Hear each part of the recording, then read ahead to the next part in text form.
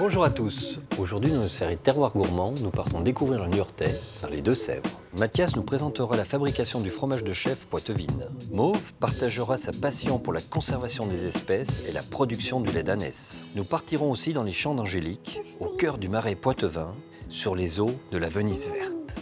Je vous laisse en compagnie des amoureux de ce beau terroir et je vous retrouve juste après pour une nouvelle recette. A tout de suite.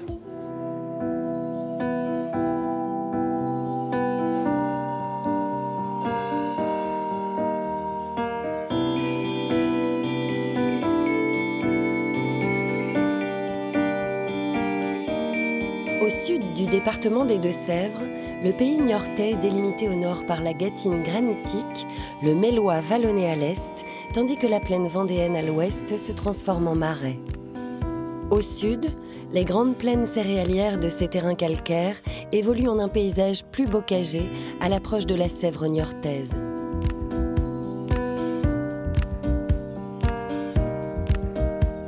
Si la légende raconte qu'un dragon ailé remontait du marais poitevin pour dévorer les habitants, ce sont aujourd'hui les visiteurs qui serpentent entre les canaux et les rues de ce territoire chargé d'histoire.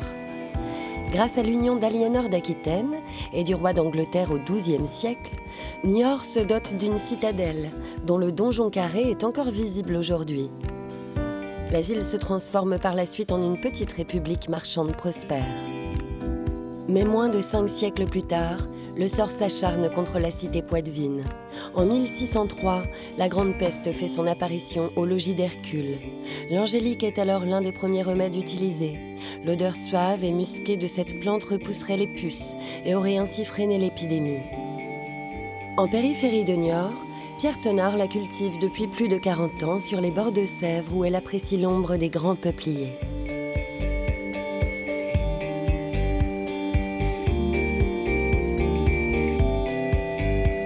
Un des grands ennemis de l'angélique, ce sont les cagouilles et les limaces. Les cagouilles, ce sont des escargots.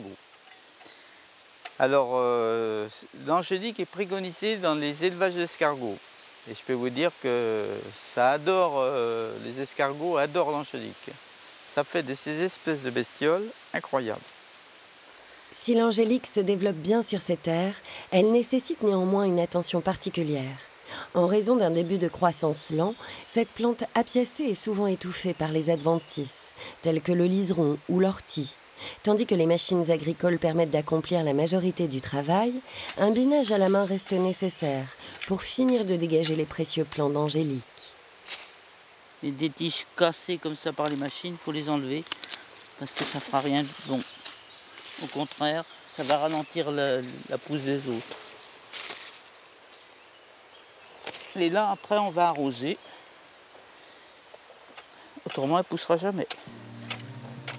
Cette plante, il lui faut une terre légère humifère, comme ici. Et ici, à Niort, elle a plus de parfum qu'ailleurs. C'est le terroir et les climats. Grâce à ce terroir favorable, l'angélique atteint la taille remarquable d'1,60 m au cours de la première année. Les tiges sont récoltées en août, mais cette plante bisannuelle repoussera l'année suivante et sera alors utilisée pour la production de graines. Les Lapons la faisaient cuire dans du lait de renne et s'en servaient comme condiment, comme légumes. Tout sert dans la plante. La tige, les feuilles, c'est fait pour faire des tisanes pour l'estomac. La tige sert à faire des confiseries.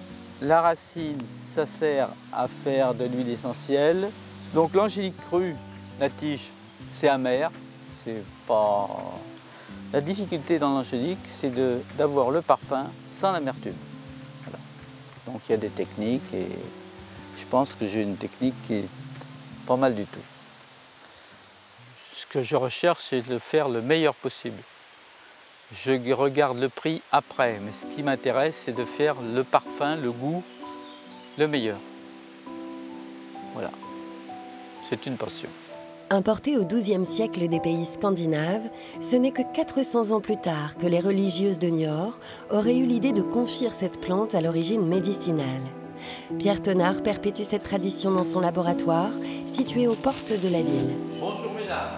Bonjour, Thenard. Est-ce que ça se passe bien, madame Jean-Pierre? Très bien. Bon, ben c'est bien. Elles sont bonnes. Bon. Alors, est-ce que les touche bien ce matin? Ah oui, ça va. C'est bien. Les tiges récoltées sont disposées dans des cuves contenant une eau soufrée avant d'être cuites selon des procédés tenus secrets. Seul l'angélique destinée à la haute gastronomie sera épluchée à la main. En enlevant la peau, ça rend l'angélique moins fibreuse, mais ça lui enlève un petit peu de goût. Et après, l'étape suivante, ça va être le confisage. En fin de compte, c'est remplacer l'eau de la plante par des sirops de plus en plus concentrés. Le confisage, c'est la science de la lenteur. Une bonne angélique, elle ne doit pas être comme la ficelle. Elle doit avoir de la chair. Elle doit être moelleuse et pas très sèche. Alors là, j'enrobe à la main, à l'ancienne, d'un intérieur fabriqué avec de l'angélique, du chocolat et de la nougatine, et je fais un décor avec une petite rondelle d'angélique glacée. Cette spécialité, ça s'appelle une pierre du donjon. C'est pour donner un petit clin d'œil au donjon de Niort. Le goût unique de l'angélique se prête à la fabrication de nombreuses préparations, telles que des confitures, crèmes ou encore liqueurs. Autrefois, les gens utilisaient l'angélique pour le décor.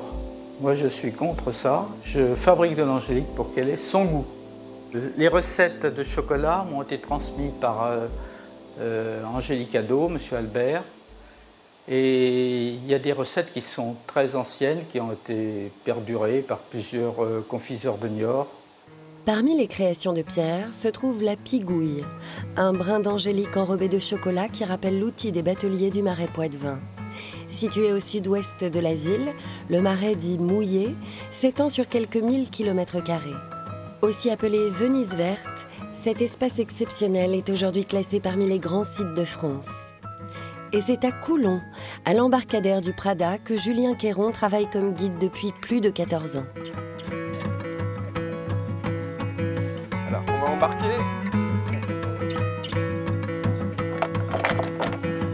C'est parti, messieurs. Avant tout, bonjour à tous, messieurs, dames.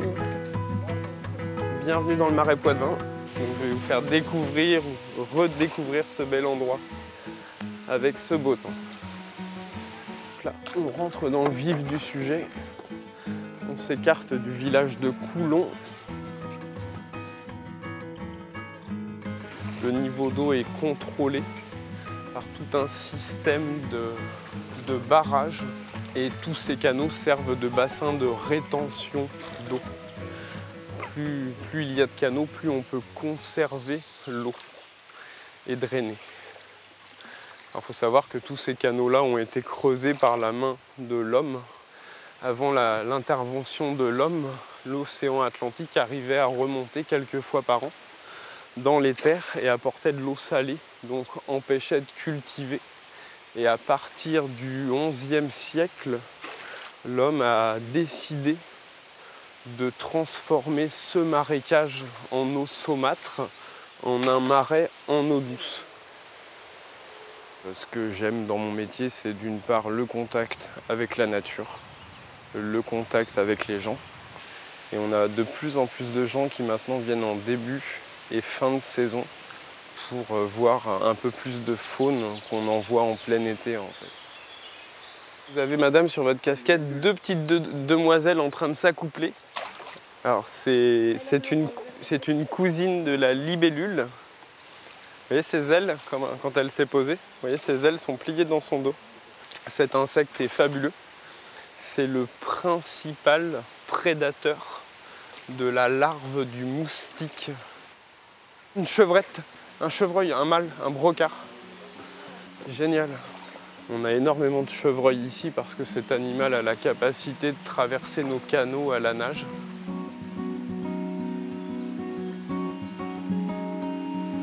L'important au niveau de l'entretien du marais, c'est le désenvasement des canaux régulier, le nettoyage des canaux qui permettent à beaucoup de poissons d'aller frayer par exemple. Et c'est important de nettoyer tous ces petits fossés d'irrigation. Si Julien porte une attention particulière à la santé du marais, c'est qu'il apprécie y pêcher dès qu'il en a l'occasion. Sophie d'Hermica-Elian, a quant à elle rendez-vous à Choré pour prendre part à une pêche électrique et réaliser ainsi un inventaire piscicole.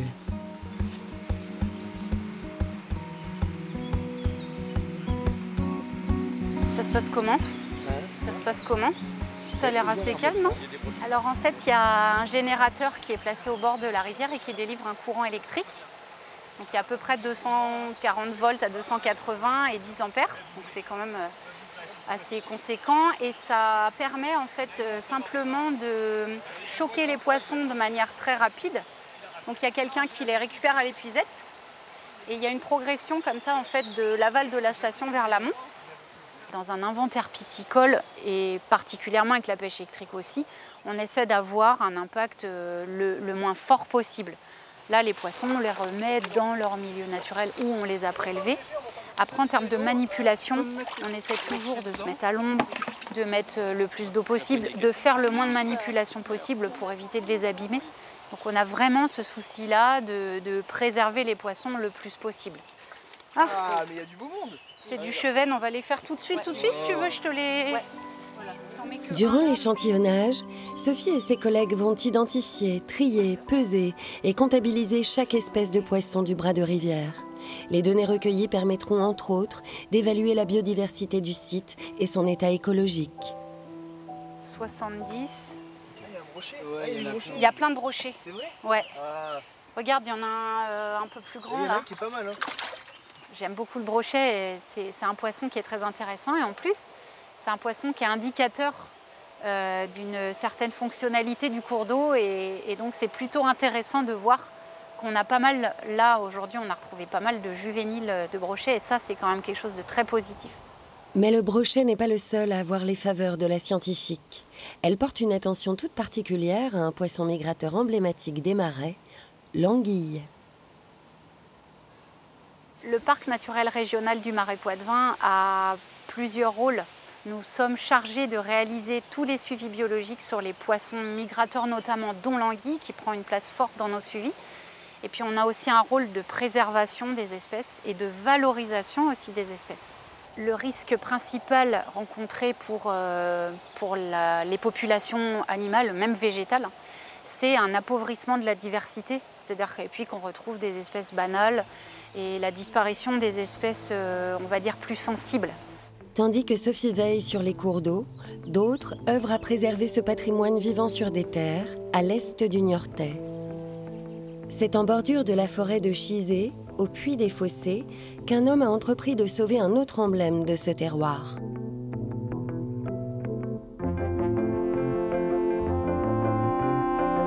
Il y a 14 ans, Mathias Chebroux quittait son emploi de paysagiste pour se lancer dans une véritable aventure humaine et animale. Sur sa ferme éco-construite, il élève une centaine de chèvres poitevines, une race emblématique de la région. L'éleveur attentionné diffuse de la musique classique à ses chèvres pour qu'elles soient reposées et qu'elles produisent un lait de qualité. Donc, la particularité de la chèvre de race poitevine, c'est qu'elle a 2 liserés blancs sur le front, elle a le bas de la gorge tout blanc, 2 pampilles, donc ces petites boules de graisse qui se trouvent sous la gorge, une barbichette, donc des longs poils sous le menton. Bon, les miennes, elles sont cornues. Et de plus, le bas des pattes blanches avec le bas du ventre tout blanc. Et la particularité également, et surtout, c'est ce que l'on appelle la cape de mort. Donc ce sont les longs poils qu'elles ont sur leur dos. C'est une chèvre qui est relativement rustique, qui est très docile, très câline également, puisqu'on a quand même des petits élevages à taille humaine, donc ce qui nous permet d'avoir des animaux, on le voit bien, qui sont relativement proches de l'humain, et de plus, qui a la particularité de valoriser les fourrages grossiers. Oui, qu'est-ce que tu veux? Oui, ça fait du bien. Oh, c'est beau. Oh, c'est beau. Elle est zen. Un peu de gratouille, un peu de Mozart, un peu d'amour et en avant. Voilà.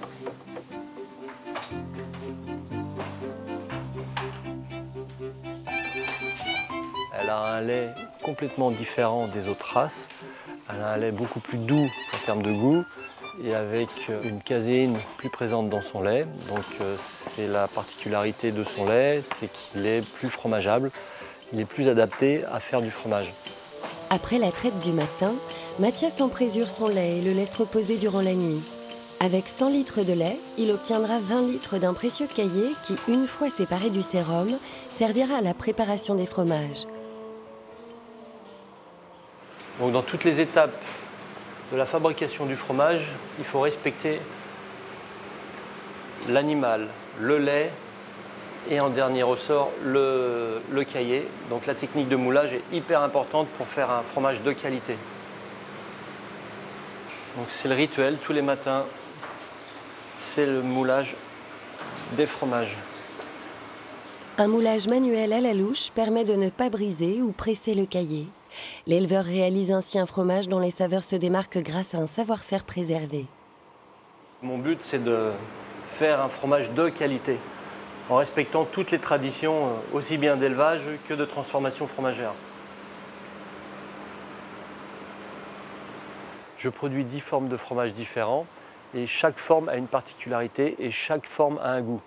Puisque ce qui donne le goût au fromage, c'est la forme. Je moule de la même façon tous mes fromages, donc les formes plates vont crémer beaucoup plus facilement. Le mottet, en plus avec la feuille de châtaignier, il va avoir un goût d'humus, un goût boisé et le côté crémeux. Dans ma clientèle, j'ai des clients qui sont d'un certain âge, des grands-pères, des grands-mères. Et quand ils consomment mon fromage, le plus beau des compliments, c'est quand on me dit « j'ai retrouvé le goût que faisaient mes grands-parents à l'époque, au début du siècle ». Si Mathias ne produit du fromage que 9 mois de l'année, de février à décembre, il sort ses chèvres chaque jour après la traite et les emmène dans les prairies et sentiers environnants. Bien que cette race robuste s'adapte parfaitement aux élevages extensifs, elle a bien failli disparaître. Suite à une épidémie de fièvre afteuse au début du siècle, les troupeaux sont reconstitués avec des souches venues des Alpes. Si bien qu'en 1980, il ne restait plus que 600 poitevines en France. Élever cette race-là m'enrichit parce que je sais qu'elle est à faible effectif, qu'il y en a peu dans le monde. Donc c'est aussi gratifiant d'élever une race qui est très peu répandue. Et en plus, le fait de contribuer à la sauvegarde d'une race, ça enrichit mon métier, ça enrichit mon intérieur. Si Mathias possède 50 chèvres laitières, son exploitation compte aujourd'hui 50 chevrettes supplémentaires. Allez, venez. Mon souhait, enfin c'est plus que mon souhait, je commence à faire ce qu'on appelle une pépinière de chevrettes. Donc le but de la pépinière, c'est de proposer une bonne génétique de chèvres poitevines aux autres producteurs et éleveurs en France et ailleurs. Il est important pour moi de voir que cette race se développe en France et ailleurs à travers de nombreux petits élevages à taille humaine pour préserver cette race-là, mais aussi pour que le consommateur comprenne qu'on a des qualités de produits en France qui sont hyper intéressants, hyper riches en saveur, en texture, en goût, mais liés vraiment à l'authenticité de la race. S'il n'y avait pas des éleveurs comme moi et d'autres qui élevaient cette race-là, on irait voir ces chèvres au zoo ou empaillées. Donc à un moment, il faut aussi se mettre dans l'esprit que grâce à nous, éleveurs, on contribue à la biodiversité. Ça, c'est important. La diversité animale, la diversité végétale, la diversité humaine, pour moi, c'est vraiment un contexte global. Et ça, c'est la richesse de mon métier. Comme Mathias, d'autres éleveurs se battent pour que ces espèces domestiques, véritable patrimoine vivant, ne se perdent pas. C'est ainsi qu'à Benay, à l'ouest du pays niortais, Mauve Ménard a développé une ferme conservatoire. Si la préservation est le but premier de cet élevage, une participation de ses occupants est la bienvenue. Mauve valorise ainsi le lait d'un animal typique des paysages niortais. Une des problématiques locales, c'est d'entretenir ces prairies de marais qui ont plutôt tendance à être pour certaines abandonnées, surtout celles qui sont difficiles d'accès. Et du coup, il n'y a rien de mieux que l'élevage. Marche. La particularité du baudet du Poitou, déjà, c'est l'un des plus grands ânes qui existent. Et encore, celle-ci, c'est un petit modèle. C'est ses poils, bien sûr. Ça, c'est la première chose qu'on voit. On appelait ça les bourrailloux, les guenillous, selon la forme des dreads qui tombent. Et autrefois, plus c'était long, plus l'âne avait de valeur. Des grandes oreilles assez larges. Avec Cassia, c'est la première que j'ai traitée. C'est la première ânesse qui est née sur la ferme. Et vraiment, aucun problème. Mauve traite toujours à la main et généralement au champ. Si l'animal reste docile, cette traite demande cependant une attention particulière. C'est beaucoup plus petit qu'une vache. Ça ne stocke pas le lait comme la vache. C'est pour ça qu'en fait, il faut garder petit pour stimuler la mère. Et ensuite, venir traire 2-3 fois par jour pour avoir peu de lait finalement à la fin de la journée. C'est un lait qui va être beaucoup moins gras que le lait de vache. On ne fera pas de beurre, de fromage avec du lait d'ânesse. Sa composition, riche en minéraux et vitamines, en fait cependant le lait le plus proche du lait humain.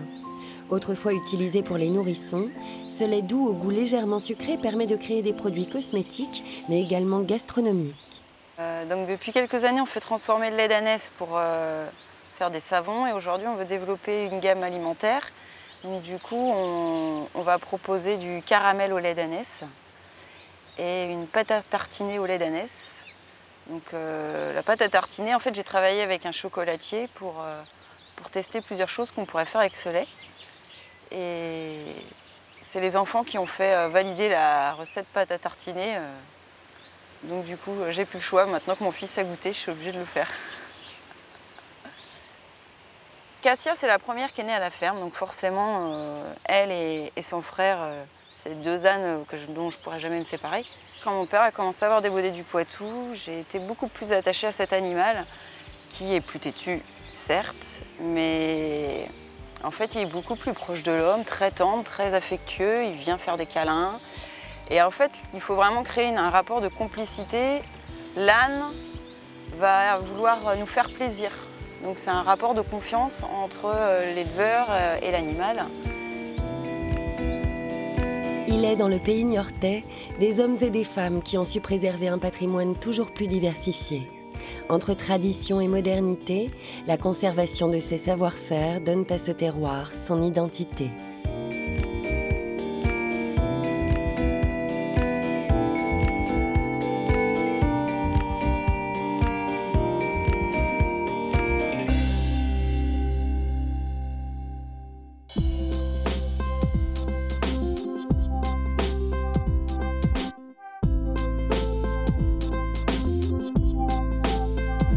Aujourd'hui, je vous propose une mousseline de cuisse de grenouille, beurre de ciboulette, fondue de tomates. Pour réaliser cette recette pour 4 personnes, il vous faudra 500 g de cuisse de grenouille, 2 échalotes, 25 cl de Riesling, 30 g de beurre doux, 5 cuillères à soupe de crème liquide, un citron jaune.